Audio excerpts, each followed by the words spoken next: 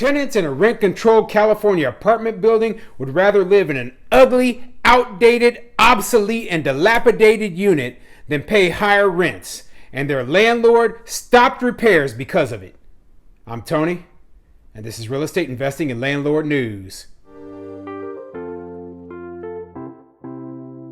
All right, so I have an interesting story for you today, and it's coming out of California, and it's one of those places in California that has rent control. Obviously, I hate rent control, okay? It's stupid, and this article is a prime example of why rent control doesn't work, okay? It makes, just everything worse, okay? We have a situation here where we have an apartment building owner who wants to go in there, do repairs, fix the units up, fix the building up, make it nicer, make the whole neighborhood nicer, because if you have a nice apartment building in the neighborhood, the whole neighborhood looks better, right? And so he wanted to do some major repairs. Unfortunately, there are tenants living in there, and you can't do major repairs if you have tenants living in there. So he files to do a no-fault eviction on all the tenants so that he can get these repairs done. And guess what? Hey, these tenants, they fought back, and rather than fight it, he just gave up. He probably knows he's got no chance of winning. We're talking about, the most liberal, progressive, left-leaning, anti-landlord place in the entire country. So if he thought for even a second that he was going to win, he was just dead wrong. So, my big gripe with rent control is that if you charge rents that are so low that you can't maintain the building, you can't do upgrades or anything, you end up with a housing stock which is, ugly, outdated, obsolete, just horrible. It's absolutely horrible. And the people, they stay in there not because they like it, because they probably hate it in these places, right? But because the rent is cheap. It's so stupid, okay? It's just idiotic. And that is exactly what is going on here.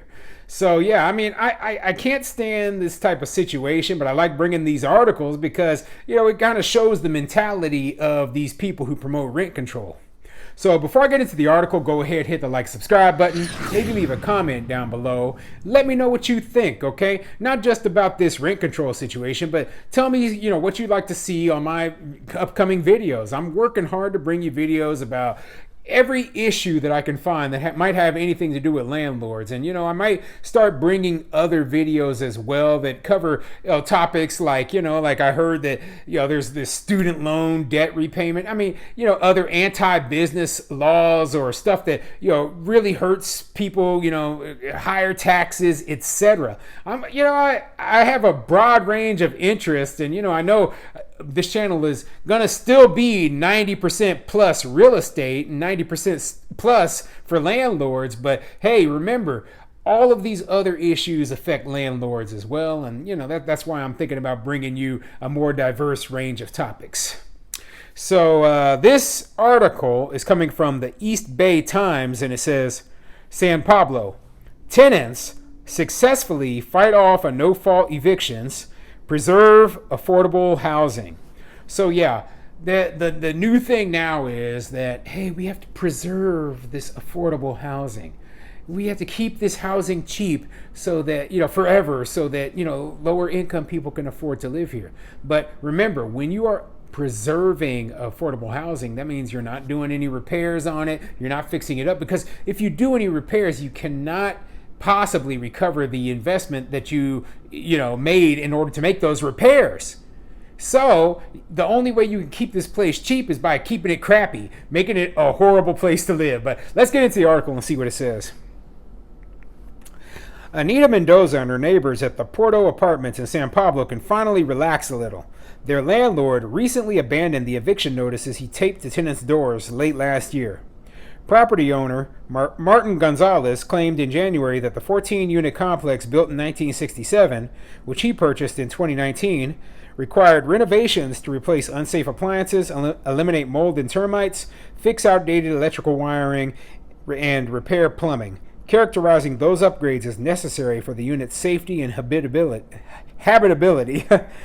Despite California's strict tenant protection laws, landlords can evict tenants for no fault of their own in order to tackle substantial rehabilitation of properties, which Gonzalez insisted was required at the Portal Apartments at 2235 Church Lane. Yeah, and from what he listed right there in that second paragraph, it sounds like, yeah, you might have to get rid of the tenants, especially if he has plumbing and electrical repairs, which require the plumbing and the electricity to be turned off. How is he going to have tenants living in his place if he is rewiring the place, or if there's no sewer line, okay? I mean, think about it. Yeah, those are major things that you might have to remove the tenants in order to get fixed. Now, especially in a building built back in 1967, you are going to have a lot, especially if there's deferred maintenance, you're going to have a lot of issues. I know that in my older homes, yeah, we're talking about, the main sewer line that goes out to the street might be almost on its last legs, and I might have to replace the entire thing. So yeah, it can be extremely expensive to replace a building that hasn't been upgraded in 50 years.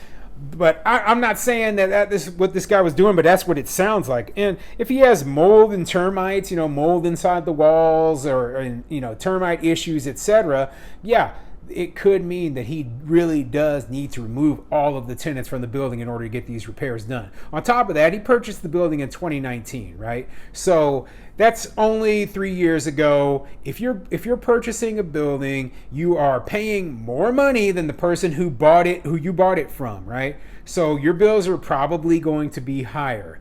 And in order to make that a good return on investment, you want to make upgrades to the units. You want to bring them up to the modern day. You don't want people living in a 1967 unit.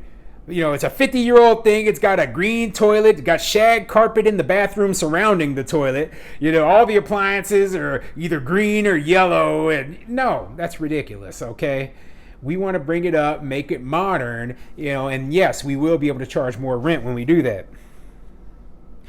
The landlord also said he would need to increase rents to $1,500 for a one-bedroom unit and $2,000 for a two-bedroom, nearly threefold what some current residents pay after construction wrapped in order to pay for the work.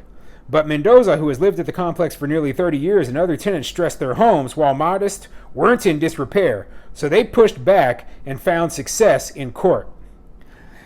So yeah, basically the tenant is, my place isn't in disrepair, so you don't need to. What do you know? I mean, did you get your scope out and then scope out the sewer line?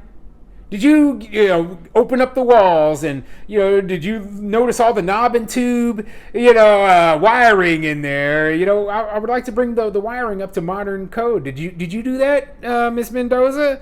I know you think your unit isn't in disrepair, but it looks like on the inside you've lived here for 30 years. The unit hasn't been updated in 30 years. That's 30-year-old carpet sitting in there.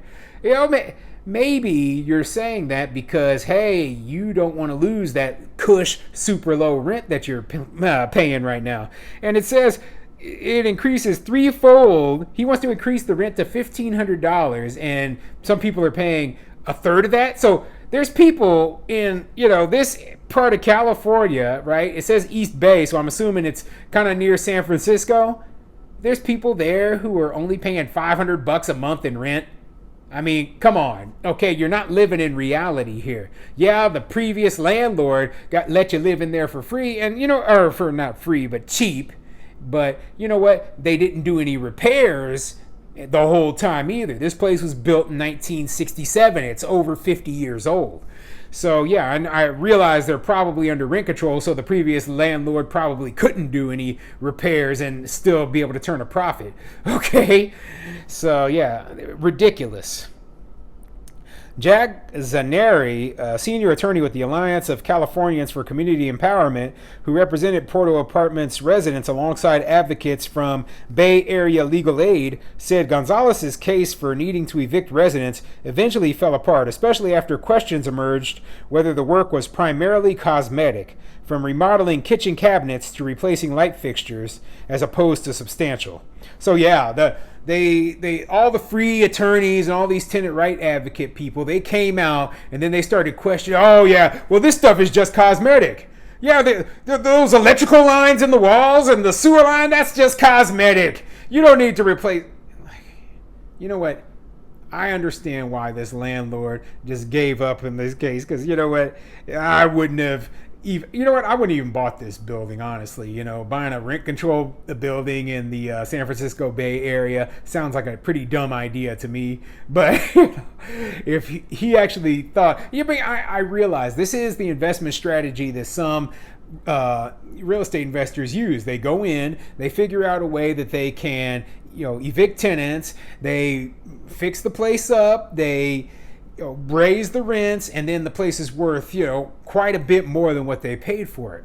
There's nothing wrong with that strategy. I don't like it personally. Okay, I don't mind doing a strategy similar to that, but not in a place that's rent controlled. Okay, that's a little bit beyond my expertise, and you know, like at this point, you're waiting the tenants out, okay? And that's the hard part. And who knows what they're going to do in California. I mean, I covered an article just a little bit ago about how a landlord was forced to sell their building to a nonprofit because of the actions that these tenants took against this. You know, so basically they had their property expropriated from them, right? Taken by eminent domain by the city of Los Angeles so that they could keep the place affordable forever. That's ridiculous, okay? But who knows what's going to happen in the future? And you know, landlords are slowly losing their property rights, and they face ridiculous garbage like this where, you know, they can't even fix their own buildings up. So what do we end up with? Just a whole bunch of old dilapidated buildings that are cheap rent for these people?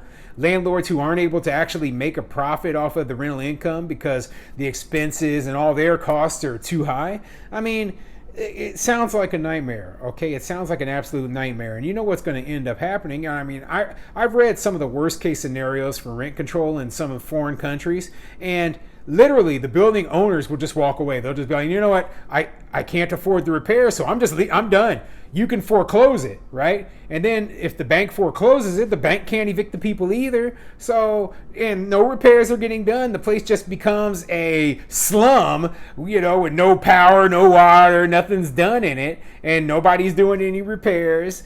And people are still living there. That's what, you know. I mean, I know that's a stretch for right now, but that is the end result of these rent control policies. You know, that's what happens when you insist on paying so far below market rents that there is zero profit incentive whatsoever in it for landlords.